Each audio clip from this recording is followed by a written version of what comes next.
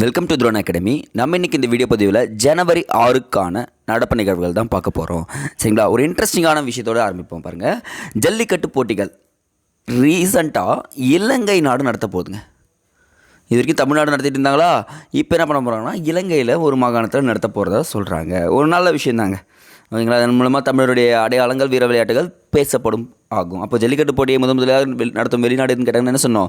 ஸ்ரீலங்கா, இலங்கைன்னு சொன்னால் போதுமானது. ஓகே, பாருங்கள். அடுத்து, பொங்கல் பரிசு தொகுப்புடன் 1000 ரூபாய் தர ஆரம்பிச்சிடறாங்க. 4லேருந்து விநியோகம் ஆரம்பிக்கும். வாங்குறவங்களாம் வாங்கிக்கோங்க. இதில் அரசு ஊழியர்கள்லாம் கிடையாது, சரிங்களா. அது நிறைய மெயின்ஸ் பாயிண்ட்லாம் இருக்குது, அதெல்லாம் விட்டுடுங்க. பட் ஆனால் இதில் ஒரு முக்கியமான விஷயம் என்னன்னு பார்த்தீங்கன்னா, முன்கூட்டியே மகளிர் உரிமை தொகை போட போகிறாங்க. ஓகேங்களா. ஒவ்வொரு மாதமும் 15ஆம் தேதி போடுறவங்க இப்போ என்ன பண்ணுறாங்கன்னா 10ஆம் தேதியே அந்த உரிமை தொகையை போடுறதா சொல்லியிருக்காங்க. இது வந்து பார்த்திங்கன்னா அனைத்து இல்லத்தரசிகளுக்கும் பயன்படும்ன்றத சொல்லிடலாம். நெக்ஸ்ட் நியூஸ் பாருங்கள். அயோத்தி விமான நிலையத்திற்கு ஒரு பெயர் வச்சுருக்காங்க, மகரிஷி வால்மீகி பெயர். ஓகேங்களா. அப்போ இந்த மகரிஷி வால்மீகி விமான நிலையம் எங்கே இருக்குன்னு கேட்டாங்கன்னா என்ன சொல்லணும்? உத்தரப்பிரதேச மாநிலம் அப்படின்னு சொன்னால் போதுமானது. அப்படி நோட் பண்ணிட்டே வாங்க போகலாம். குடியரசு தின விழாவில் தமிழக அலங்கார ஊர்தி ஏற்றுக்கொள்ளப்படுதுங்க. இப்போ என்ன நினச்சுன்னா பஞ்சாப் ஏற்றுக்க மாட்டோம்னு சொல்லிட்டாங்க. பட் ஆனால் தமிழ்நாட்டிலே பாருங்கள், இந்த விடுதலை போராட்டத்தில் பங்கேற்ற வீரர்கள்லாம் விட்டுட்டாங்க. பட் இதில் ஒரே ஒரு விஷயம் என்னென்னு பார்த்தீங்கன்னா, சோழ மன்னர் குடவோலை முறையை வெளிப்படுத்தும் உத்திரமேலூர் கல்வெட்டு தொடர்புடைய விவரக்குறிப்புகளை அந்த ஊர்தியில் காட்சிப்படுத்த போகிறாங்கன்னு சொல்லிட்டு சொல்கிறாங்க. இப்போ ரீசெண்டாக இப்போ வந்து பார்த்திங்கன்னா 15 மாநிலங்கள், ஒரு யூனியன் பிரதேசம், அவங்க மட்டும்தான் வந்து கலந்துக்கலான்றதையும் சொல்கிறாங்க.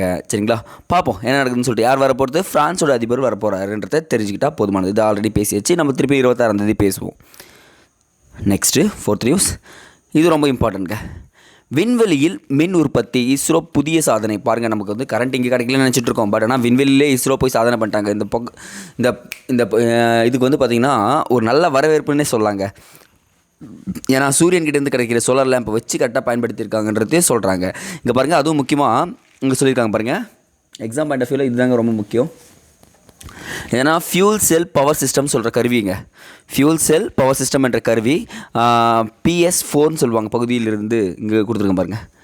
இந்த பகுதியிலிருந்து எந்தெந்த மாநிலம் பார்த்தீங்கன்னா, கேரளா மாநிலம் திருவனந்தபுரத்தில் உள்ள விக்ரம் சாராபாய் விண்வெளி மையத்தில் தயாரிக்கப்பட்ட அந்த மின்கலத்திலிருந்து இவ்வளோ மின்சாரம் கிட்டத்தட்ட பார்த்திங்கன்னா ஆக்சிஜன் மற்றும் ஹைட்ரஜன் கொண்ட 180 வாட்ஸ் மின்னாற்றலை எடுத்திருக்குதாக கூறப்படுகிறது. ஓகே, நல்ல விஷயந்தான். அப்போ இன்னும் வருங்காலத்தில் என்ன பண்ணலாம் பார்த்திங்கன்னா, நம்ம மின்சாரத்தை அங்கே மூலமாக பேட்டரி மூலமாக சார்ஜ் பண்ணி இங்கே கொடுக்கலான்றதையும் இங்கே சொல்கிறாங்க.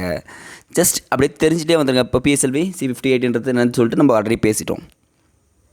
இங்கே பாருங்கள், சென்னையில் ஜனவரி 9, 10 தேதிகளில் உலகத் தமிழர் பொருளாதார மாநாடு. நோட் பண்ணுங்கள்.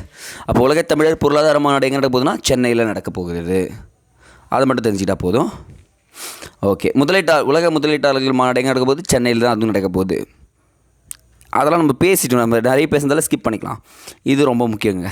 லஞ்ச ஒழிப்பு துறை வரம்புக்குள் TNPC திருத்த விதிகள் செல்லும் அப்படின்றாங்க. சில விதிகள் வந்து பார்த்திங்கன்னா சிலருக்குலாம் வந்து லஞ்ச ஒழிப்பு துறையிலேருந்து விலக்கு அளிக்கப்படும். அப்போ TNPCயில் சில விஷயங்கள் சொல்லியிருக்காங்க. ஜஸ்ட் இது ஸ்னாப் எடுங்க பார்க்கலாம். எல்லாருமே ஒரு ஃபோட்டோ ஷூட் எடுத்து ஒரே ஒரு ரீட் அவுட் மட்டும் படிக்கங்க, மெயின்ஸில் உதவும் உங்களுக்கு. சரி, நம்ம மெயின்ஸ் பாயிண்ட்ஸ்லாம் கலெக்ட் பண்ணுறப்போ இப்போயே கலெக்ட் பண்ணி வச்சுக்கணுங்க. இங்கே பாருங்கள், தமிழை பயிற்று மொழியாக ஆக்க வேண்டும் அப்படின்னு சொல்லியிருக்காங்க. உலக அளவில் மக்கள் பேசக்கூடிய மொழிகளில் தமிழ் 15வது இடத்தில் இருக்குதுங்க.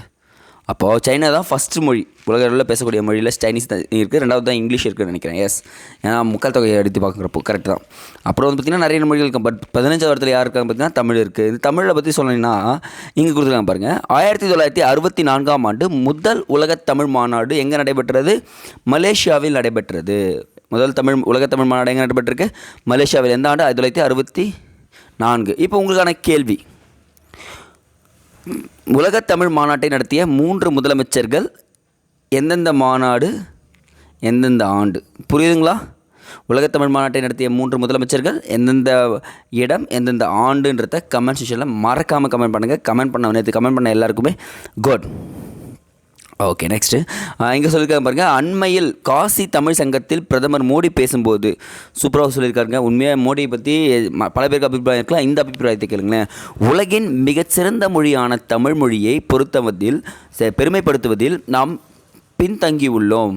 உண்மையான விஷயம். எல்லாருமே தமிழை பற்றி இப்போ நிறைய பேர் பேசுறது கிடையாது. பட் தமிழ் பாரம்பரியத்தை காப்பதுடன் தமிழ் செம்மொழிப்படுத்துவதையும் நம் நாட்டில் உள்ள 140 கோடி மக்களின் பொறுப்பாகும் அப்படின்னு சொல்கிறாரு. அப்போ தமிழை வந்து பார்த்திங்கன்னா செம்மொழியாக பொறுத்து இல்லாமல் அதனுடைய பெருமையை எல்லாருக்கிட்டையும் சொல்லவும் செய்யணும் அப்படின்றத அவர் சொன்ன விஷயம் வந்து பார்த்திங்கன்னா இந்த திருச்சியில் இப்போ வந்தாரா எல்லாமே எலெக்ஷனுக்காகன்ற ஒரு விஷயமும் பேசிட்டு வராங்க. ஓகேங்க, இன்றைக்கி நீங்கள் படிக்க வேண்டிய ஸ்கீம் என்னென்னு பார்த்தீங்கன்னா எம்ஜி நரேகா 100 நாள் திட்டம்ங்க. அப்படியே ஒரு ஸ்னாப் எடுத்துக்கங்க, இதை படிச்சிருங்க. சரிங்க, இன்றைக்கான திருக்குறள் பார்த்துலாமா? எண்ணிய எண்ணியாங்கு எய்துப எண்ணியார் திண்ணியார் ஆக பெறின் அப்படின்றாங்க. அப்படின்னா ஒன்றும் இல்லைங்க, ஒருத்தன் ஒரு விஷயத்தை செய்யணும்னு நினச்சிட்டான்னா அதில் உறுதியாக இருந்தால் அது மட்டும் போதும். அந்த செய்கிற விஷயத்தில் உறுதியாக இருந்தால் அவன் எண்ணியவற்றை எண்ணிய வரையே அடைவானோ. அதுதான் இங்கே திருவள்ளுவர் சொல்லியிருக்காரு. சரிங்களா? அப்போ ஒரு விஷயத்தில் நீங்கள் குறிக்கோளாக எடுத்துட்டிங்கன்னா அந்த குறிக்கோளை கண்டிப்பாக முடிச்சிருவீங்கிறதே நான் இங்கே சொல்கிறேன். கண்டிப்பாக டிஎன்பிசி இந்த குறிக்கோளை வச்சுருக்கீங்க, முடிச்சிருவீங்க, நம்புங்க. அடுத்தது, அமைச்சரை ஆளுநர் நீக்க முடியாதுங்க, உயர்நீதிமன்றம் சொல்லிட்டாங்க. இப்போ ரீசெண்டாக செந்தில் பாலாஜி வழக்கில் கொடுத்துருக்காங்க. இந்த அமைச்சரவை பரிந்துரையின்படி தான் ஆளுநர் செயல்பட வேண்டும். நோட் பண்ணுங்கள் அந்த பாயிண்ட்டை. அமைச்சரவையின் கொடுத்துருக்காங்க, அமைச்சரவையின் பரிந்துரைப்படி தான் ஆளுநர் செயல்பட வேண்டும். அமைச்சரை பதவியிலிருந்து ஆளுநர் நீக்க முடியாது அப்படின்னு சொல்லிட்டாங்க. ஓகேங்களா? ஏன்னா அவர் வந்து நீக்கிறதுக்கு எந்த இதுவும் கிடையாதுன்றத சொல்லியிருக்காங்க. ஓகே, நெக்ஸ்ட்டு இந்த ஆதித்யா L1 ஆட்டோமேட்டிக்காக பார்த்து தான் ஜஸ்ட் ஒரு ரீகால் மாதிரி பார்த்துங்க. PSLV C57 மூலம் ஆந்திரா மாநிலம் ஸ்ரீஹரிகோட்டாவிலிருந்து வெற்றிகரமாக செப்டம்பர் 2 தேதி வச்சு கேட்டிருக்காங்க, ஞாபகம் வச்சுங்க. செப்டம்பர் 2ஆம் தேதி தான் ஆதித்யா L1 சூரியனின் இந்த லக்ராஞ்சிக் L1 என்ற பாயிண்ட்டை ஆய்வு செய்வதற்காக அனுப்பப்பட்டது.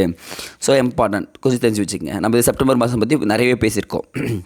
நெக்ஸ்ட்டு, புவி அறிவியல் ஆராய்ச்சி கண்காணிப்பு கிட்டத்தட்ட பார்த்தீங்கன்னா 4797 கோடி ஒப்புதல் கொடுத்துருக்காங்க.